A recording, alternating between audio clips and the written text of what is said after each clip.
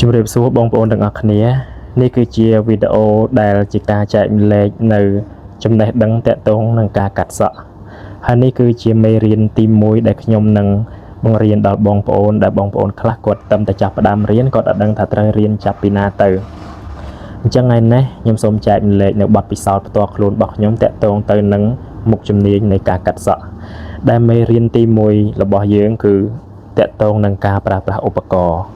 ហើយឧបករណ៍ទី1ដែលខ្ញុំនឹងនាំឲ្យបងប្អូនប្រើប្រាស់ឲ្យបងប្អូនចេះនោះគឺការប្រើប្រាស់ស្និតជាមួយនឹងត្រង់ដឺប៉ុន្តែមុននឹងចូលទៅដល់ការរៀននៅស្និតជាមួយនឹងត្រង់ដឺខ្ញុំសូមឲ្យបងប្អូនរៀនអំពីការកាន់ស្និតឲ្យបានត្រឹមត្រូវសិននេះគឺជាស្និតជាប្រភេទស្និត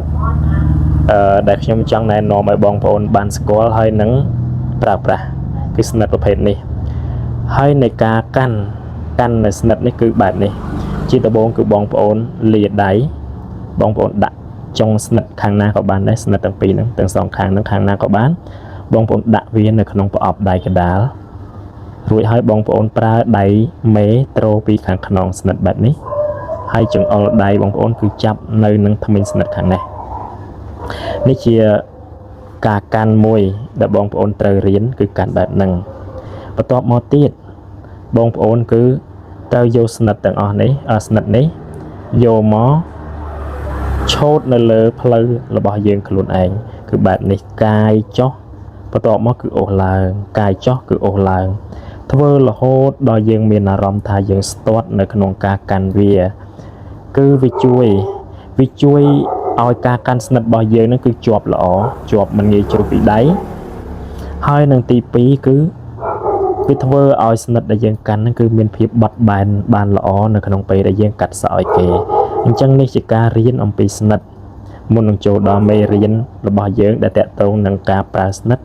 ជាមួយនឹងត្រង់ដឺនេះបែបនេះបងប្អូនអាចធ្វើតាមខ្ញុំបានរហូតដល់បងប្អូនស្ទាត់ដៃណាបន្ទាប់មកទៀតគឺចូលដល់មេរៀនរបស់យើងតែម្ដងគឺការប្រើស្និតជាមួយនឹងត្រង់ដឺតែម្ដងនេះជាក្បាច់ទី1ដែលខ្ញុំនឹងចែកម្លែកឲ្យបងប្អូនបានដឹងដែលមេរៀននៃការប្រើស្និតនិងត្រង់ដឺនេះគឺវាមាន5ក្បាច់ដែលត្រូវរៀនអញ្ចឹងក្បាច់ទាំង5ខ្ញុំនឹងបង្ហាញបងប្អូននៅពេលឥឡូវហ្នឹងក្បាច់ទី1នេះគឺជាត្រង់ដឺក្បាច់ទី1បងប្អូនត្រូវដាក់មុខត្រង់ដឺឲ្យរត់ស្របជាមួយនឹង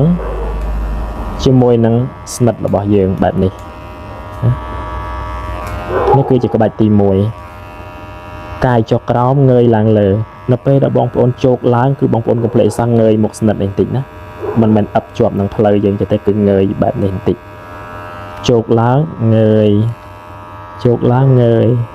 ហើយយើងអូសត្រង់ទៅអូសឲ្យត្រង់ណាបងប្អូន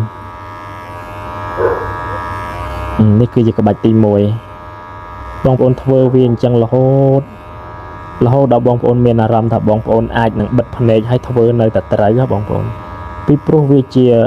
ចង្វាក់មួយដែលដៃឆ្វេងនិងដៃស្ដាំរបស់បងប្អូនគឺវាស្គាល់គ្នាវាស៊ីសង្វាក់គ្នារហូតដល់យើងបិទភ្នែកក៏យើងអាចធ្វើត្រូវដែរនឹងគឺជាក្បាច់ទី1បន្ទាប់មកទៀតចូលដល់ក្បាច់ទី2ក្បាច់ទី2គឺក្បាច់ខ្វៀកនេះគឺប្រើចុងធ្មេញស្និតខាងនេះ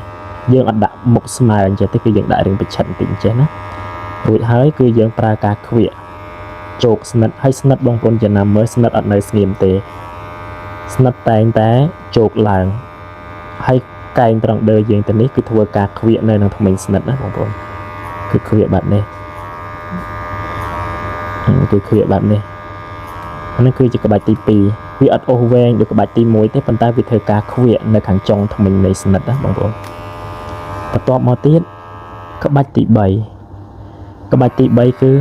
បែបនេះខ្ញុំដាក់ឲ្យបងប្អូនងាយមើលគឺបែបនេះនៅពេលដែលស្និតយើង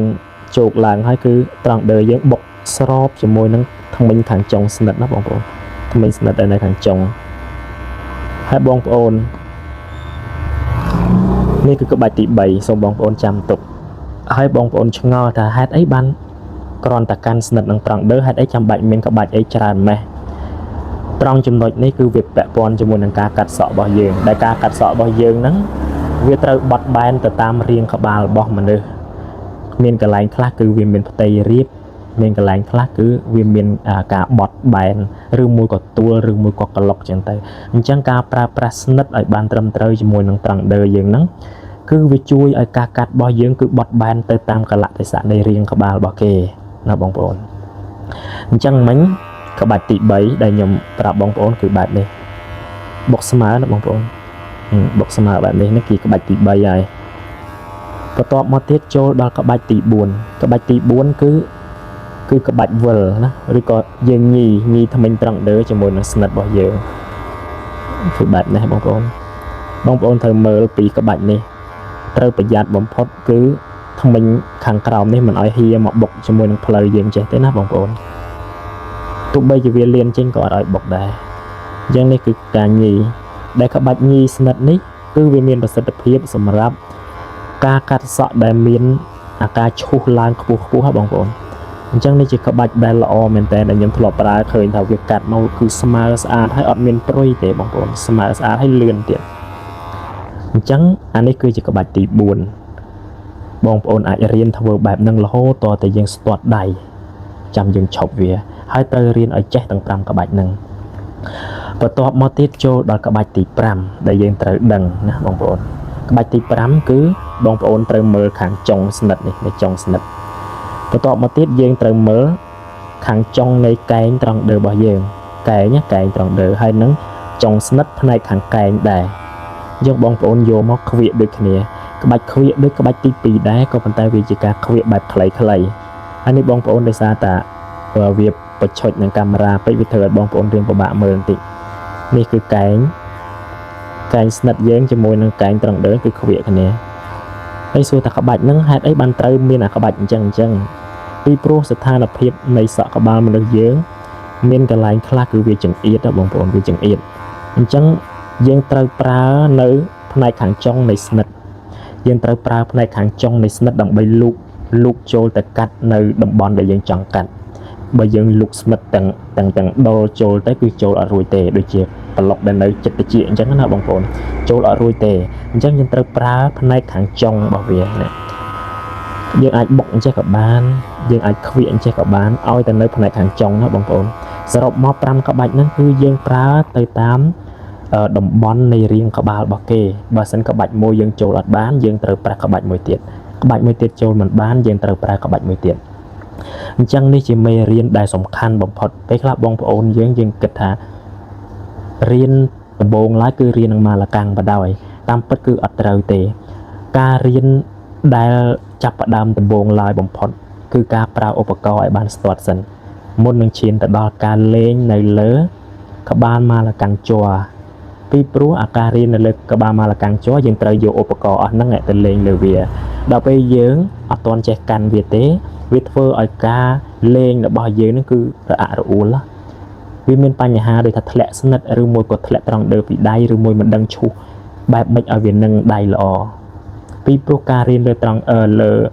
ការរៀននៅលើម៉ាឡាកាំងវាគឺជាការស្គាល់នៅរាងក្បាលរបស់មនុស្ស